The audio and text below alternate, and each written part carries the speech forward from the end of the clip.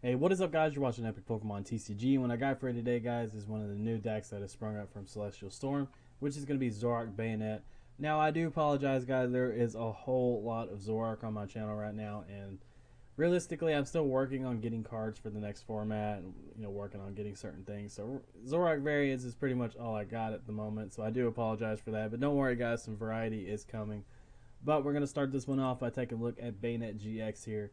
One of the new cards from Celestial Storm has the ability Shady Move, and pretty much what this allows you to do is whenever it's your active Pokemon, you can move one damage counter from a Pokemon to another Pokemon, which is really cool. Just kind of gives you some flexibility, like if you have some extra damage or if you don't have enough damage, you can just kind of move them around.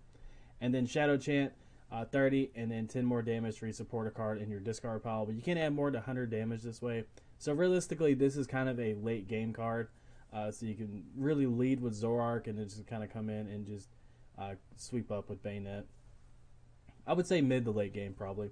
And then it has Tomb Hunt GX. You get to put 3 cards from your discard pile into your hand. This is very similar to a Rangaroo, except a Rangaroo puts them at the bottom, whereas Banette's going to put them straight into your hand, which is really good. And also has 190 HP, and that's really the synergy these two have, is they are big Pokemon that just take a single energy to get their attack going, or just a single attachment, of course, because, DC, it's just one energy, basically. Or one energy card.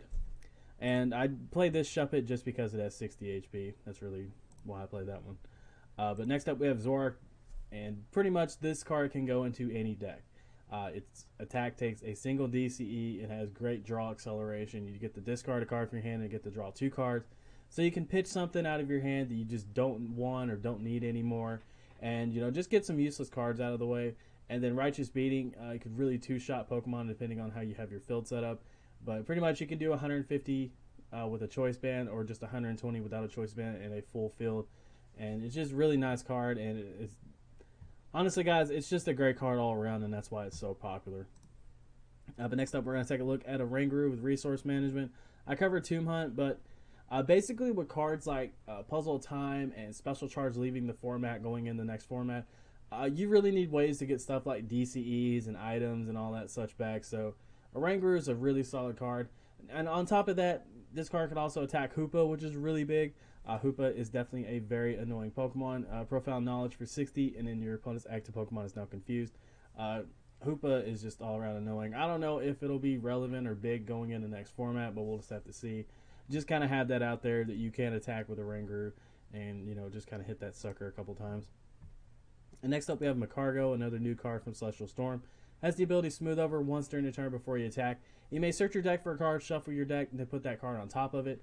So that means whenever you grab a card out of your deck, you can trade and just get it instantly to your hand. So basically every turn you have the capabilities of getting any single card from your hand, or any single card to your hand, which is really nice. So Macargo definitely has some synergy with Zoroark. And then we're going to round out the Pokemon by taking a look at Tapu Lele GX here with Wonder Tag. This is the staple of staples, guys. Whenever you play this card down, you just get to grab a supporter, and then boom, you're good to go.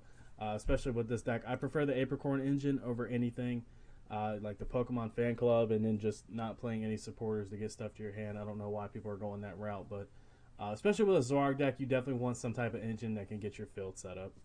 Now, getting into why I actually prefer Apricorn Maker over the Pokemon Fan Club engine is Apricorn Maker can really thin your deck out, which I really like.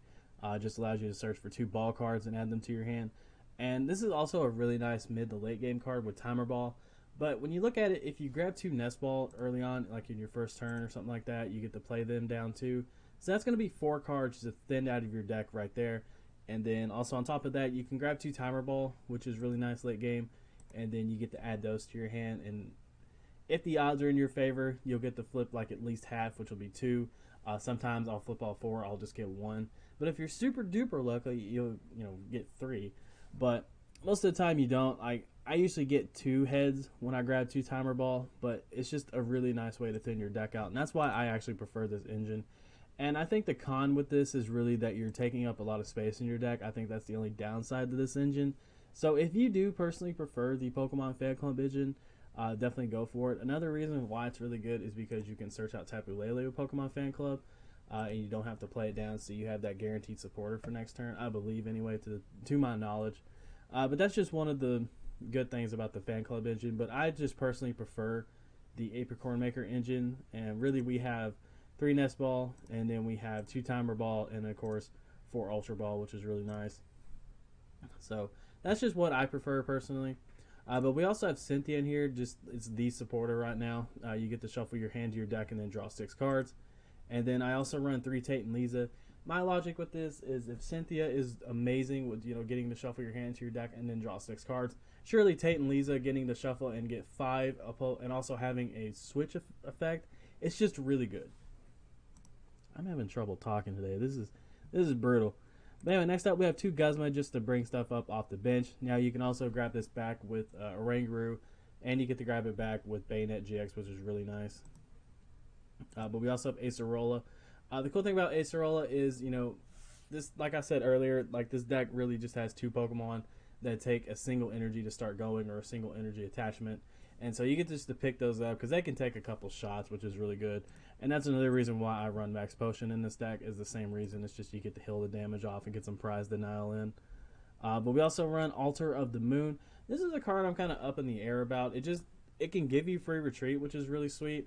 But I don't know. Like, if you don't want this in here, you can definitely take this card out for some different spots and such. But I run Psychic Energy, so I figured why not just give my Pokemon free retreat. Most of the time, especially if you're me, you'll miss DCE sometime. So having Psychic Energy, just getting attached to a Zoroark is really nice, and it gives it free retreat. But we also run 2 Enhanced Hammer. This is in here just to kind of have some energy disruption. Just get some energies off the field. And then we have Field Blower in case you want to get rid of a tool or something like that, or a stadium, which is really good.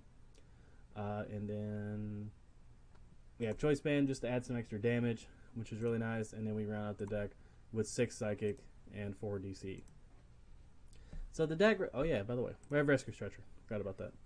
So the cool thing about this deck, like I said, is just 1 energy. Macargo can let you grab anything you want from your deck, add it straight to your hand. Banette is a fantastic late game card, especially if you're hitting for weakness. And Zoroark can 2-shot anything. It's a really good way to lead off with it.